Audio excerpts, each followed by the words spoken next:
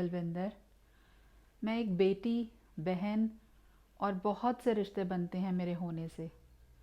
बरसों पहले ब्याह के जब मैं ससुराल आई तो बहुत से नए रिश्ते भी बनते गए। मैं पत्नी, बहू, माँ और भी कई रिश्ते। मगर इन सबसे अलग एक जो रिश्ता बना वो था मेरा रिश्ता अपनी सास से। उनसे मुझे बहुत कुछ मिला। मैंने उनसे बहुत कुछ सीखा, समझा। वो आपको बताऊंगी, आपके साथ साझा करूंगी what I learned from my mother-in-law।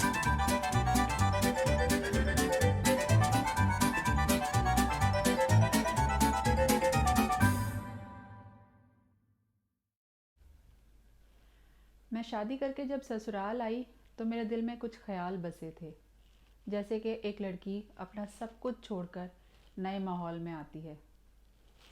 एक लड़की को कितनी मुश्किल होती है नए घर में, नए माहौल में आकर बसने की, अपनी जगह बनाने की। मगर कुछ वक्त के बाद मेरे दिल से ये ख्याल जाते रहे और मुझे समझ में आया कि सब वैसा नहीं है जैसा मैं सोचा करती थी।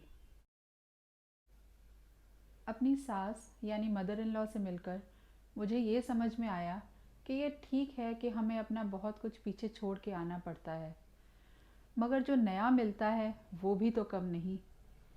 मेरी तरह वो भी तो अपना सब कुछ छोड़कर ससुराल आई थी। उन्हें नया घर मिला, नई जिम्मेदारियां मिली। मुझे भी ये सब हासिल हुआ। उनकी बातों ने मेरे ख्याल बदल दिए और मेरी उदासी खुशी में बदल गई। सबसे पहले मैंने उनसे सीखा कि नए घर को अपना कैसे बनाते हैं। नए घर में अगर मेरे लिए सब नए थे तो मैं भी तो उन सब के लिए नई थी। जैसे वो सब मुझे अच्छी तरह नहीं जानते और समझते थे, मेरी भी हालत वही थी। हमें ये समझना चाहिए कि जैसे हम किसी के लिए अपनी आदत नहीं बदलना चाहते, वैसे ही वो भी हमारे लिए अपनी आदत क्यों बदलेंगे। अगर आप अपनी ज़िंदगी को अपनी तरह से जीना चाहते हैं तो दूसरों को भी तो अपनी ज़िंदगी के लिए वही हक है। यहाँ मेरी मदर इन लॉ मेरे लिए वरदान बनकर सामने आई और ये बातें समझाकर मुझे ना सिर्फ परेशानी से बचा लिया बल्कि सही रास्ता भी दिखाया। नए रिश्तों के साथ कैसे पेश आया जाए और उन्हें कैसे निभाया जाए, ये मुझे उन्होंने बताया। शुरुआत पहले दिन नाश्ते से हुई। जब पहली बार मैं किचन में गई, मैंने ये जाने बिना कि किसे क्या पसंद है, सबके लिए नाश्ता तैयार करना शुरू कर दिया। टेबल पर सबने मेरा लिहाज करते हुए बिना किसी हुज्जत के खाना भी शुरू कर दिया। मगर एक शख्स जो कि मेरे शौहर थे ने उसे खाने से इनकार कर दिया, ये कहकर कि ये चीज़ इस तरह से नहीं बनती। सब ने उन्हें टोका और मेरे ससुर साहब ने तो उन्हें घूरा भी, मगर वो नहीं माने। मुझे बुरा लगा। मैंने मन में कहा, यही हाल होता है इन माँ के लाडलों का। मगर मुझे अपनी गलती का एहसास तब हुआ जब अगले ही दिन नाश्ते में कुछ ऐसा बना जो मैं बिल्कुल नहीं खाती थी। मैंने कहा, अगर मुझसे पूछ लिया जाता तो मैं बता देती कि मैं ये नहीं खाती। उस दिन दोपहर को मेरी मदर इन लॉ ने मुझे अकेले बुलाकर कुछ बातें बताईं। पहली ये कि अगर तुम सबको अपना बनाना चाहती हो तो पहले उनकी पसंद उनसे पूछो या जानो, तब वो भी तुम्हारी पसंद का ख्याल रखेंगे। मैंने कहा, मैं ही क्यों पहल करूं, बाकी लोग भी तो कर सकते हैं। उन्होंने कहा, ऐसा तो बिल्कुल नहीं है। तुमसे सुबह पूछा गया था कि तुम चाय पियोगी, और अगर पियोगी तो तुम्हें कैसी चाय पसंद है। तुमने जैसा बताया चाय वैसी ही थी, तो तुम्हारा ये सोचना गलत है। मैं शर्मिंदा हो गई ये सोचकर कि मैं कितनी सेल्फिश हो रही थी।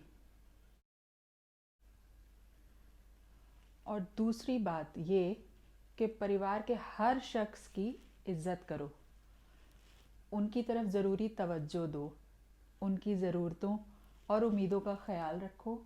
बदले में तुम्हें ये सब उनसे अपने आप मिलेगा। तीसरी बात ये कि कोई भी झगड़ा, मसला रात डिनर टेबल पर आने से पहले निपट जाना चाहिए। डिनर सब साथ करेंगे और वहाँ सब एक दूसरे का हाल चाल जानेंगे। किसी भी बात, मसले में एकदम से कोई फ़ैसला मत लेना।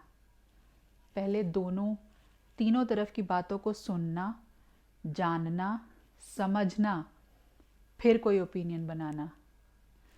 सबकी सुनना, फिर सोचना, समझना और तब कोई फ़ैसला लेना। किसी की भी खामखा तरफदारी मत करना।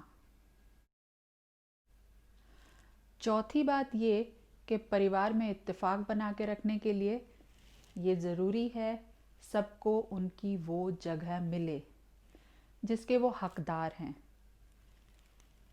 अपने लिए जगह बनाओ और दूसरों को भी उनकी वाजिब जगह दो। यानी if you want space, give space to others as well. मगर जब ज़रूरत हो तो सख्त भी हो जाना। तुम्हें परिवार की धुरी बनना है और धुरी का मजबूत और सख्त होना बहुत ज़रूरी है। उस दिन जो ये बातें मैंने गांठ बांधी तो आज तक कायम हूँ इन पर। 20 साल से ज़्यादा होने को आए, मगर आज भी सब मेरा बहुत ख्याल रखते हैं। मैं भी सबका ख्याल रखने की पूरी कोशिश करती हूँ।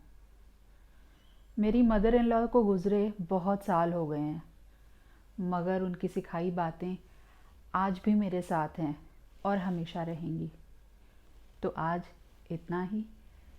अगली बार एक नई बात करेंगे और मैं आपको बताऊंगी what I learn from my mother in law. अपना ख्याल रखिएगा। फिर मिलेंगे।